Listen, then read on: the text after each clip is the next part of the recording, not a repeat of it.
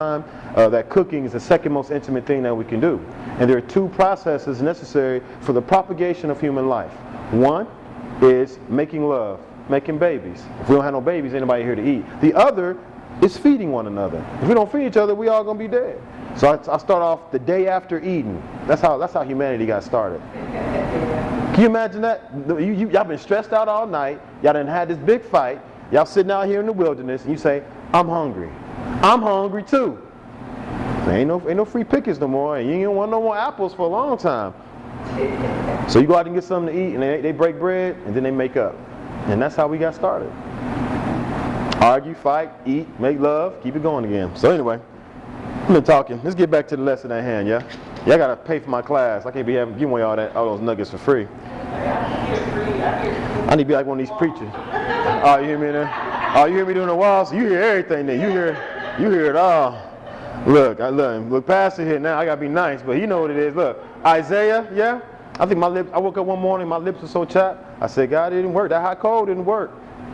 But I get it across, you feel me? I tell them exactly what they need. I speak in the language of the people. So you hear it through the wall all the time then, but that's how I give it to them. So when someone does come to them and disrespects them or makes them think less than who they are, other than calling them everything but a child of God, they are reminded they're a child of God. So they stand high on that. And that's why I try to strengthen these folks with. A lot of women, a lot of men who have felony records who wear that like it's a sin, like it's a mark for the rest of their life. And I say, let me smudge that out for you. Or better yet, here's mine.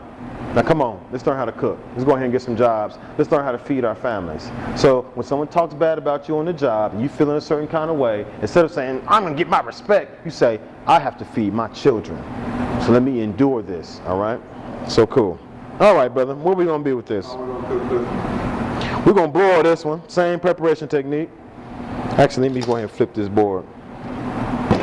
So I cut them kind of deep last time. Probably the most important thing, again, with these fish, and any protein really, see, people like frying, and we like frying because we like that nice crispy texture, develop certain flavors. That's all on purpose.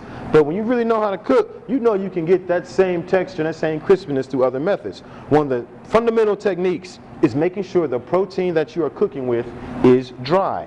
Because if it isn't dry, all what's going to happen is when it applies the heat, that heat's going to steam off it and make you give you that gray pork chop or that gray steak. And then you say, well, I like the crispiness. So you overcook it. And the problem with overcooking proteins is you develop what are called heterocyclical amines. Basically, fancy term for cancer-causing chemicals. So what you want to do is cook it mildly, season it lightly, cook it mildly, enjoy the meal, all right? Let your flavors come from fresh herbs and seasonings, not from over-salting everything. In fact, when we process food a lot, all we're doing is adding more fat, salt, and sugar to it. So getting things in its most natural form is the first step to eating healthier.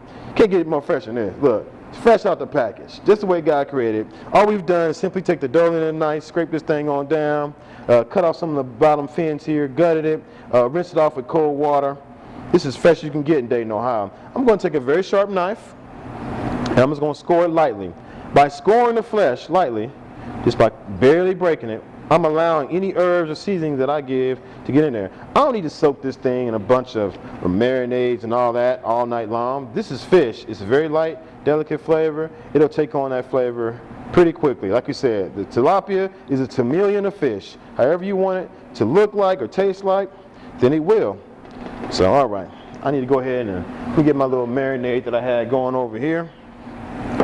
Very simple. I'm going to take some olive oil. You want to really give olive oil because there's a lot of controversy about the health benefits of tilapia, and mainly a lot of it centers around omega-3 fatty acids versus omega-6. Well, it's fish, like many other fish. Unlike our cold water fish friends, it doesn't have high concentration of omega-3. It does have them in there. But the health benefits tilapia really come from is not putting a lot of saturated fat in there. So that's what we're going to get away from. That's why people who shun red meat, you'll be just fine with tilapia. The bigger health crises in our country are being caused by red meat and not fish. So this is a good fish to add to the diet. But as with anything, variety makes a difference, right? When we talk about eating fruits and vegetables, it's not eating everything that's green. It's getting a variety of colors. Same thing with our proteins. Get them from a variety of sources, okay? So all I've done is taken a couple everyday household dry seasonings. You always want to make sure that you start off with salt-free seasonings and then add your salt. And here I have some fine, pure sea salt. Kosher salt is also very popular in a lot of kitchens. And you got to add a little bit of salt for that flavor to really come through. I mean, it's going to be super bland. Now, if you have issues with high blood pressure, that's another situation. You can get around that with our fresh herbs. I'm going to add a little bit of lemon juice to that. Create a nice emulsion. And then what I like to do is, again, you can marinate this with a lot of acids. I just put a little lemon juice in there just for brightness. With those fresh herbs and that olive oil, I'm just going to baste them across this fish. And you really want to make sure that obviously you get olive oil over the whole fish, so as we broil it under the broiler at a high temp, it doesn't burn, but it also gets a lot of that flavor down in the flesh.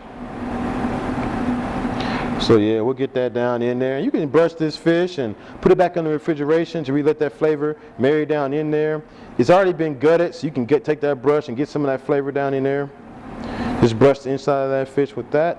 Make sure you get both sides. Apply very liberally. And while I'm getting this fish prepared, again, I can put it back in the refrigerator to let those flavors really marry. I will have my oven preheated to 400 degrees. I'm sorry, in this case we're going to broil, so we're actually going to just put it under the broiler. I actually have that already nice and hot and high setting. This should cook in about 2 or 3 minutes. You keep your eye on it. So again, if you ever wondered what that broiling setting was for in your oven, it's basically grilling from above. So that's what it's going to do when we probably broil things. Or I can throw this on a sheet tray and put it in the oven for about 10 minutes, just checking in on it until the flesh becomes nice and opaque. If you're one of those people who uses a thermometer, a minimum temperature of 145 degrees, and this thing is good to go. This is a meal as it is. Again, the flesh is edible, and the flesh will be nice and flaky when it's done. All right? So let me get this on a pan.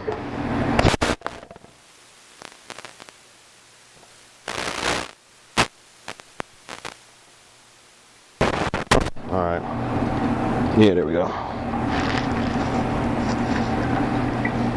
Alright, well, since we've been basting in oil and seasonings, I can just put this right on the pan and, again, put that right over. Pastor, you ready for me? I can slip that right over.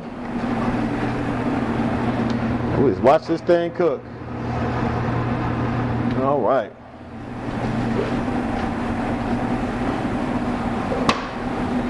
Now, an important point to note is that just like with fish and all proteins, you don't have to overcook them. I mean, you want to cook it till it's just about done, but also know just because of the very nature of most meats, there's this concept called carryover cooking. Because of the water content, because of the heat, it will cook about a minute or so after you pull it out of the oven. Now, it will lose heat soon thereafter, but we don't have to cook our meat to death, y'all. It's already dead. Don't kill it twice, all right? So it's under that broiler right now, get a nice crispiness, and you can see the tail curling up as those proteins start to coagulate. He's good and dead now. We don't have to worry about him too much, but I will flip him over to get some nice even cooking before it's done. All right. Doesn't take very long under this high heat. Oh yeah. We'll go ahead and flip that over.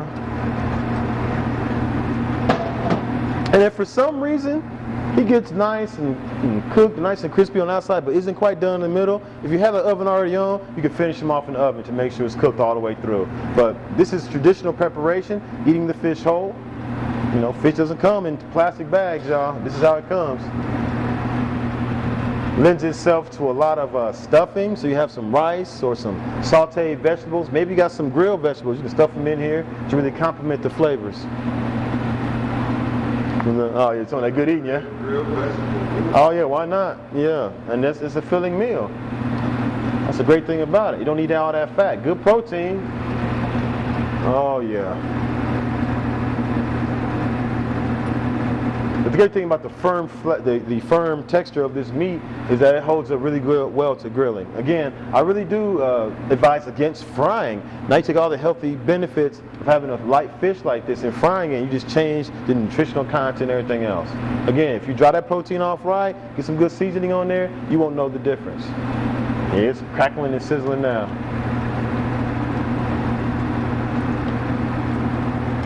Again, you really got to keep your eye on it because it can go from being all good to being all burned up pretty quickly. So I'm always kind of going to sit here and watch it a little bit.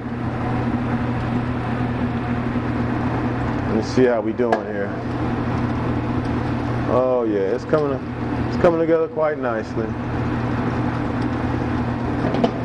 And see, because I'm because I basted it in olive oil, it's going to cook nice and evenly. I didn't have adding additional oils to the pan, just let it cook. It's a very light fish. You don't need to over season it. You want to really take advantage and taste that mild flavor and texture of this fish.